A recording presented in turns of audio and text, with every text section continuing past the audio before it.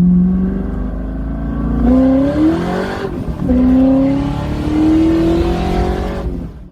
guys, what's going on? I'm Nick and this is Corvette Modified, and I'm coming to you from Phoenix, Arizona, where it has been raining in the desert quite a bit lately. I have not been able to put a ton of miles on my car, but in lieu of all the rain, I figured I would go ahead and give my windshield wipers a go the other day, and I discovered that my passenger side windshield wiper was hitting the cowl, the underside of the hood, when it was wiping. So there was actually a little bit of wear on my windshield wiper, which I'll show you. And the day I discovered it, I just came into the garage after taking it for a drive and just started hitting the ground running and tearing apart the windshield cowl and taking a look. And then I got about halfway in. I'm like, you know what? This would probably be helpful to someone else that's looking at a hood that is similar to mine, where the cowl protrudes toward the windshield. So when I got this hood put on by the body shop, they were aware of these cowl hoods being an issue with the windshield wiper, so they actually ground down some of the side here, and actually it would have been helpful if they would have grounded down more on this corner. But I digress. And the result of the windshield wiper kissing the top of the underside of the cowl there is that you can see where I have this score line across the windshield wiper arm. So my first reaction when I discovered that I was hitting the hood with my windshield wiper arm, aside from the oh crap, I can't believe I'm smacking my arm, my windshield wiper arm, against my brand new expensive hood, was that I should jump on the forum and see, is this an isolated incident to me, or is there anyone else who has run into this issue? And I was hoping that I would find the latter, and sure enough, I jumped onto the forum and I found a thread from about 5 years ago, I think.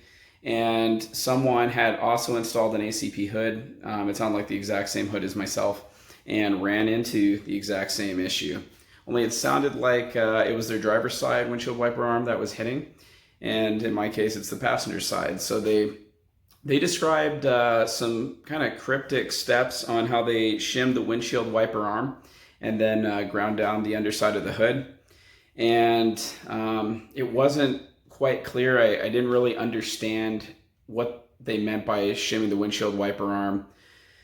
So at that point, I just came right onto the garage and started getting to work. So without further ado, I will take you to what I did to ultimately remedy this issue. I didn't capture this on tape, but if you're not familiar with how to remove this plastic cowl, it's actually really simple. You just need to pop off this cap here and the cap on your driver's side windshield wiper arm with a flathead screwdriver, and underneath is a 13 millimeter nut that you just pop a socket onto, take them off, and from there you grab your windshield wiper arm and just kind of shake it back and forth, and shimmy it off. If you are looking for an excuse to go buy tools, you could go pick up is it like a 3-arm pulley remover or 2-arm pulley remover? That'd probably get the job done as well. And then you just pull this hose off for the windshield washer fluid to spray out your nozzles, and then you can just pull the arms off, and then you're good. And from that point, there's just a handful, I think it's like 5 of these little baby clips that go across the windshield wiper cowl, and then you just grab this thing and pull it straight toward the front bumper, because there's, I believe, 5 tabs if you try and pull it up. Like I think I did the very first time I pulled this, I ended up cracking a tab off. So there's nothing really technical to it. You should also have a cover on each side of your fender, just in case when you're pulling this thing forward, it ends up rubbing against your fender. You don't want to damage your paint. And that should cover the missing step that I didn't film on how to remove this windshield washer cowl.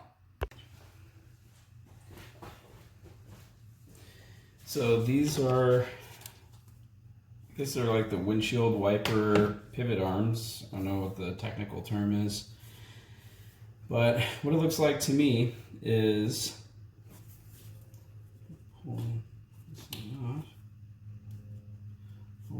padded rubber grommet here.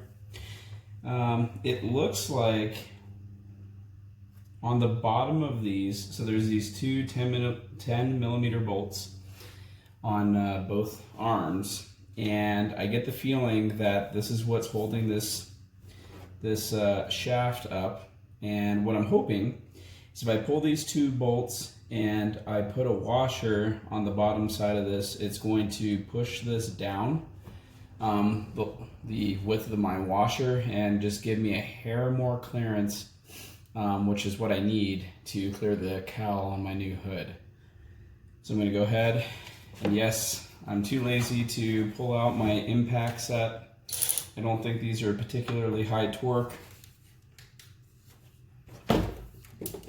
but judge me as you will for using non-impact sockets. Let's remove these bolts.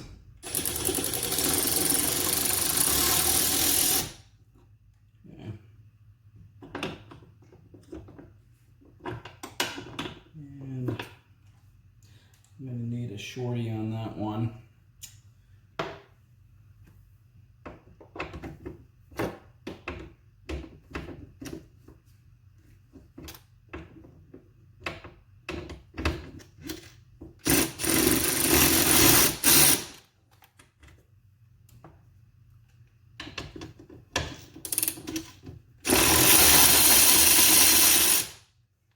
Oh yes, I can see it sinking down.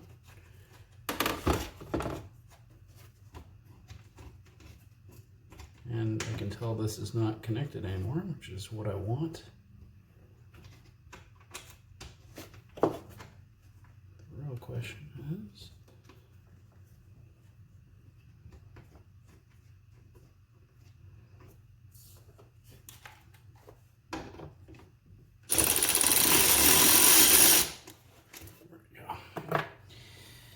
alrighty, so I can see this is moving down, and this is where it would be if it's one at the top. So yeah, I think this is going to work.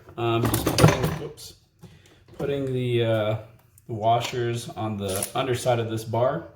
Need to find the right size washer for these bolts. I don't need it on the driver's side, actually. I didn't have any clearance issues, I don't think. I wasn't really paying attention to it because the problem child was the passenger. But I'll probably go ahead and just shim it to be the same, since we're going to do it on the passenger side. That's all I need.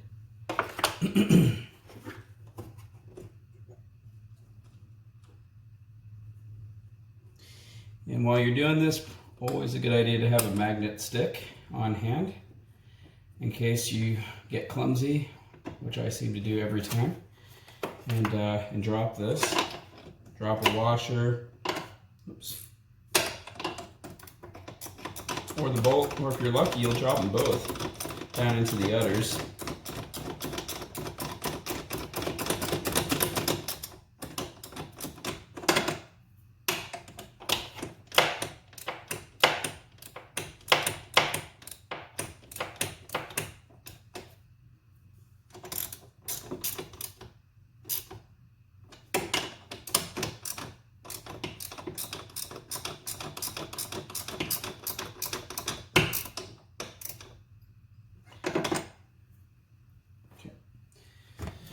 Two down, two to go.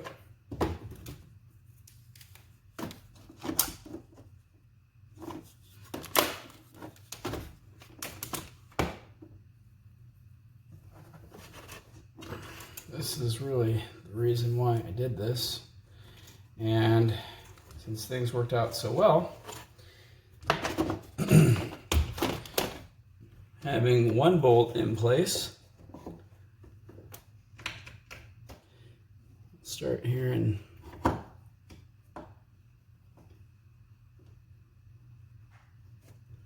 okay, should be all I need.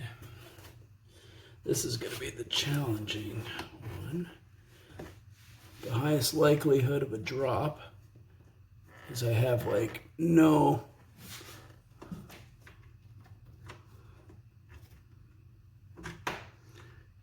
ooh.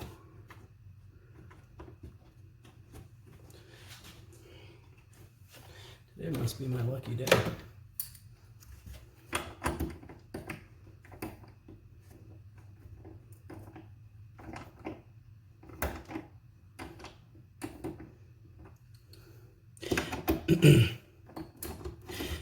So visually, I can see the dust line of where this previously was. And I'm talking about the shaft here.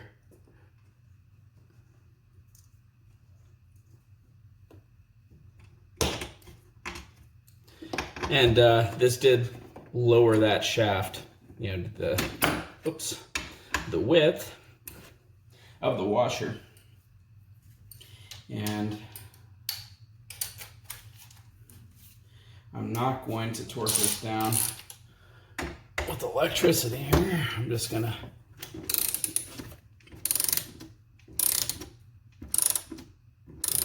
make sure it's nice and snug.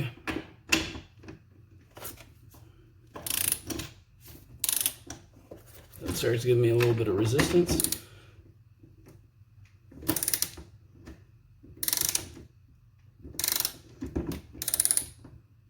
Okay. All right. There goes my fender cover. So there's these tabs that just kind of slide under, and mine are like mostly broke. Oh yeah. And if you were like me and you accidentally disconnected your windshield washer hose, you want to reconnect that. Make sure it's on. Very good.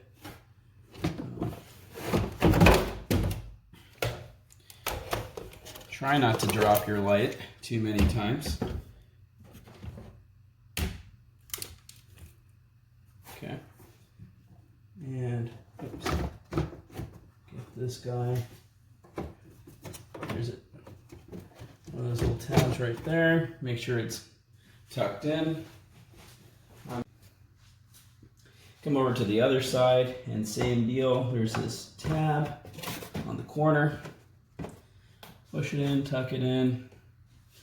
Then you just gotta pop the clips back on. I had a few.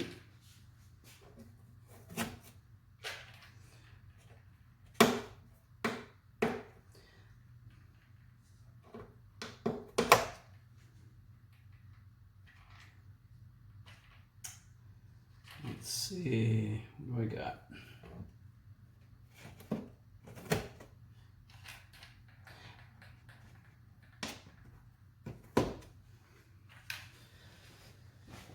And over the years, I've broken some of these clips from taking this cowl off. I've done stuff with my methanol. I think you saw, I think one of the first major repairs, and I say major in facetious quotes, was replacing the oil pressure sending unit on the back of the manifold. And rather than spend the 20 minutes or so it would take just to pull this manifold off, I thought, man, I read a post on the forum about how you could cut a hole through this fiberglass and access it under the cowl, which is a completely stupid idea and option, but I did it. And then after pulling the manifold, I was like, oh wow, this would have been so much easier. So, just a pro tip.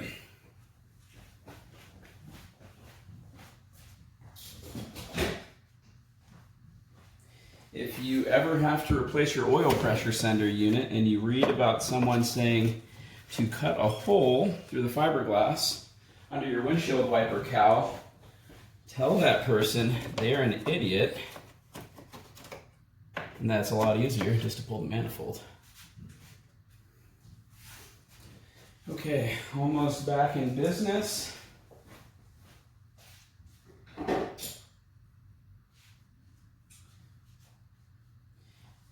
Here is driver's side windshield wiper.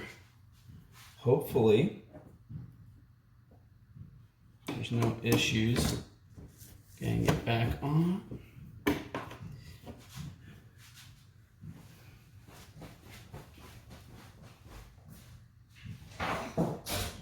Got my now damaged.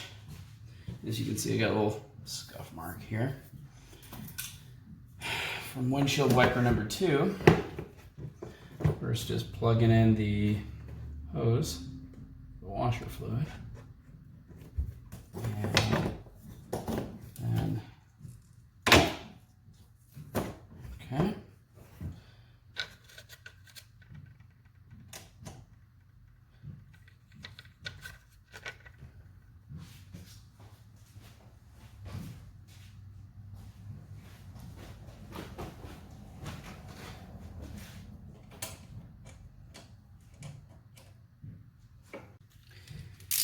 And to look up the torque specs, it is 18 pounds on these nuts. And it is important that you torque them down to spec because it's flattening this out as I go. Double check that. Yep. So the more you tighten it down, the more clearance you get from the arm.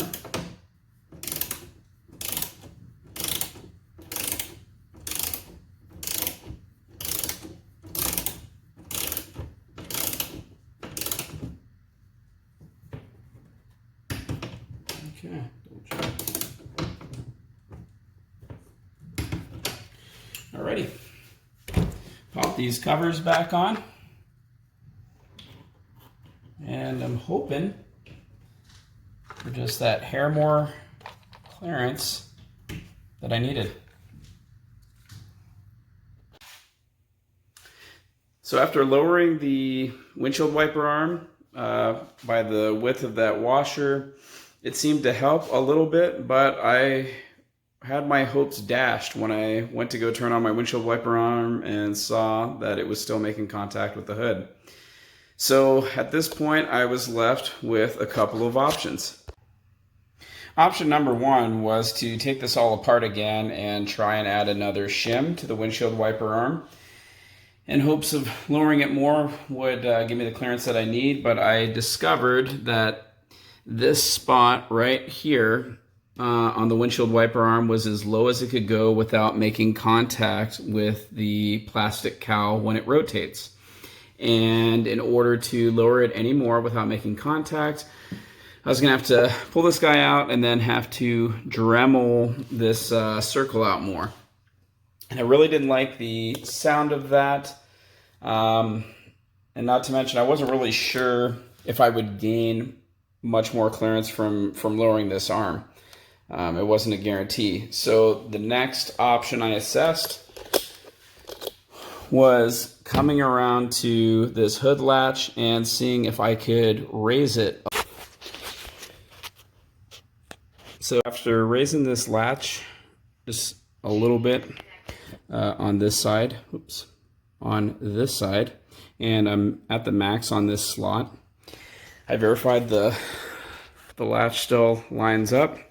Then I put a piece of blue painter's tape just to see if it makes any contact with the top of the hood, and you can see where it was ground down from the body shop, how this section here is thinner than that section.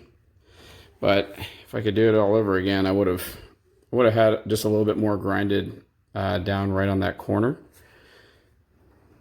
So I'm going to go ahead and close it. You can just see, even without closing the other side, the issue isn't when it's sitting completely down, it's when this wiper comes up how that section here kisses that corner. So just be aware of that with any hood that you have, like mine, where the cowl sticks out past the stock point toward the windshield. And then I'm gonna go ahead and crank this baby. It's my old windshield wipers that normally chatter.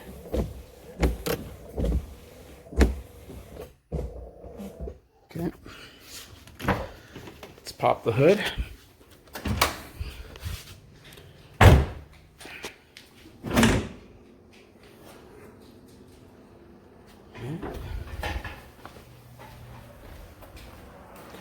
Double check the painter's tape, see if there's any wear on it.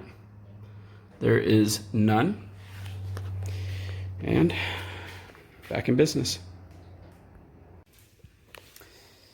So the last issue that I had is, now that I had raised the hood latch just a little bit more, I had a probably 1/8 of an inch gap vertically from the fender to the hood. So I had to pop the hood and shim the Torx bolt here and the Torx bolt here on this fender. And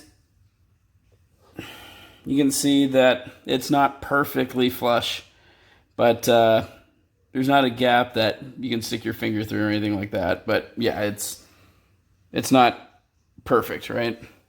So, but it's pretty freaking close. So I'm really happy with this hood, but man, has it ever been a journey to get to this point. This all started back when I had my stock hood, and I first got my car running after moving to Arizona. And I came from Colorado, and I had never had any type of cooling issues. And very first time I drove my car in Arizona, it was like 107 degrees or something. I noticed my coolant temps were higher than they had ever been. So I said, I need to go out and pick a upgraded radiator to address my cooling issues. Did some research on the forum and posted, should I select the DeWitt's full-size stock replacement radiator? Should I go with the cut-down supercharger radiator that's meant for a 4-inch inlet?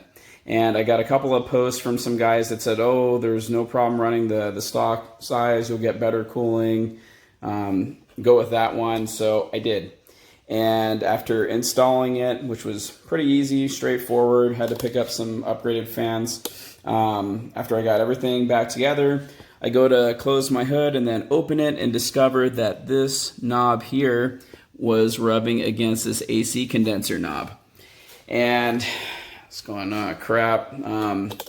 So I did all types of things to try and get the clearance that I needed with that stock size radiator. I tried lowering the AC condenser tabs to lower the whole AC condenser assembly. I tried repositioning the radiator. I tried messing with the radiator cradles. I tried messing with the hood hinges. And I probably put, 16 hours, if I had to guess, into messing around with this thing. And it was a fool's errand, because the root cause issue was that the stock size radiator was pushing against my supercharger inlet, which was pushing this entire assembly forward. So the issue wasn't how high this was, it was actually how far forward this whole assembly was getting pushed. And the only solution was to go out and pick up a 2-inch shortened, I think it's a 2-inch shortened DeWitt supercharger radiator, and put that thing on. Had no difference in cooling temps, and I had the clearance that I needed. So wish I really would have known that from the get-go. If you have a supercharger and you need to upgrade your cooling system, I would not recommend selecting a stock size DeWitt's radiator. Go with the shortened, cut down one, so you don't waste some money like I did and waste a crap load of time in addition to damaging your stock hood. You might get lucky and you won't, but I didn't. So that whole project delayed my ultimate plan of putting on a aftermarket hood, because there was no way I was going to go out and drop the coin on a hood like this and know that I was damaging it from day one. So, I had to address that hood. It took me, God, I don't know how long, 6 months or something to have the coin and the time and so on and so forth to do. And then once I got it on, yeah, you can see this has been a journey between my last video and this one, from the very first hood that I got to getting this one in, to having to clear this windshield wiper, to getting the fenders flush, to raising the hinges, all types of stuff.